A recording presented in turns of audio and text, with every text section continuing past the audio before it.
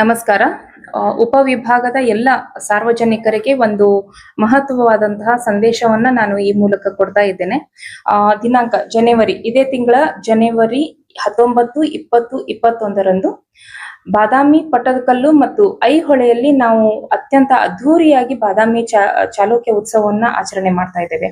ತಮ್ಗೆಲ್ಲ ಗೊತ್ತಿರಂಗೆ ನಮ್ಮ ರಾಜ್ಯ ರಾಷ್ಟ್ರ ಕಂಡಿರುವಂತಹ ಅತ್ಯಂತ ಅಪ್ರತಿಮ ರಾಜವಂಶಸ್ಥರಲ್ಲಿ ಚಾಲುಕ್ಯರು ಒಂದು.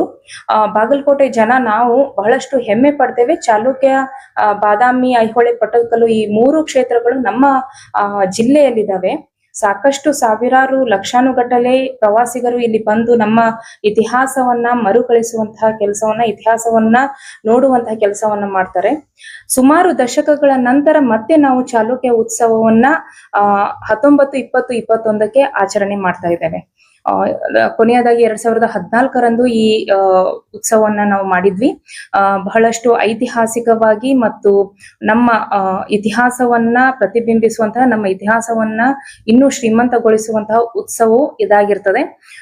19ನೇ ತಾರೀಕು ಮಾನ್ಯ ಮುಖ್ಯಮಂತ್ರಿಯವರು, ಈ ರಾಜ್ಯದ ಮುಖ್ಯಮಂತ್ರಿಯವರು ಉದ್ಘಾಟನೆ ಮಾಡ್ತಾರೆ ಬಾದಾಮಿಯಲ್ಲಿ. 20ನೇ ತಾರೀಕು ಪಟ್ಟದಕಲ್ನಲ್ಲಿ ಕಾರ್ಯಕ್ರಮಗಳಿರ್ತವೆ ಮತ್ತು 21ನೇ ತಾರೀಕು ಐಹೊಳೆಯಲ್ಲಿ ಕಾರ್ಯಕ್ರಮ ಇರ್ತವೆ. ಮುಖ್ಯವಾಗಿ ಡಿ.ಕೆ. ಶಿವಕುಮಾರ್ ಅವರು ಮತ್ತು ರಾಜ್ಯದ ಹಲವು ಮಂತ್ರಿ ಮಂಡಲ ಮತ್ತು ನಮ್ಮ ಎಲ್ಲ ಶಾಸಕರುಗಳ ಆಗಮನ ಇರ್ತದೆ.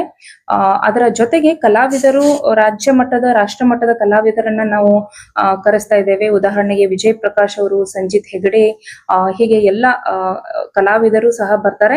ಅದರ ಜೊತೆಗೆ ಈ ರಾಜ್ಯ, ನಮ್ಮ ಬಾಗಲಕೋಟೆ ಜಿಲ್ಲೆಯಲ್ಲಿರುವಂತಹ ಕಲಾವಿದರಿಗೆ ಸಾಕಷ್ಟು ಅವಕಾಶವನ್ನ ನಾವು ಈ ಉತ್ಸವದಲ್ಲಿ ಕೊಡ್ತಾ ಇದ್ದೇವೆ.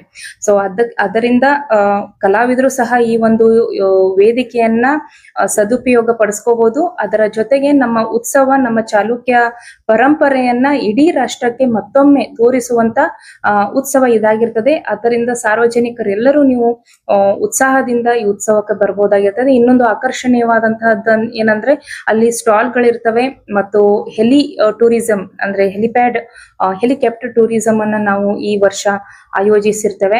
ಅದರ ಜೊತೆಗೆ ಬಾದಾಮಿ ಬನಶಂಕರಿಯ ಜಾತ್ರೆಯು ಇರೋದ್ರಿಂದ ಬಹಳಷ್ಟು ಕಲರ್ಫುಲ್ ಆದಂತಹ ಒಂದು ವಾತಾವರಣ ಬಾದಾಮಿಯಲ್ಲಿ ಇರ್ತದೆ. ಈ ಒಂದು ವಿಷಯಕ್ಕೆ ಸಂಬಂಧಿಸಿದಂತೆ ನನ್ನ ವಿನಂತಿ ಏನಂತಂದ್ರೆ, ಉತ್ಸವವನ್ನ ಅತ್ಯಂತ ಅದ್ಧೂರಿಯಾಗಿ ಮಾಡೋಣ, ಅತ್ಯಂತ ಮಹತ್ವವಾಗಿ ಮತ್ತು ಅರ್ಥಪೂರ್ಣವಾಗಿ ಮಾಡೋಣ.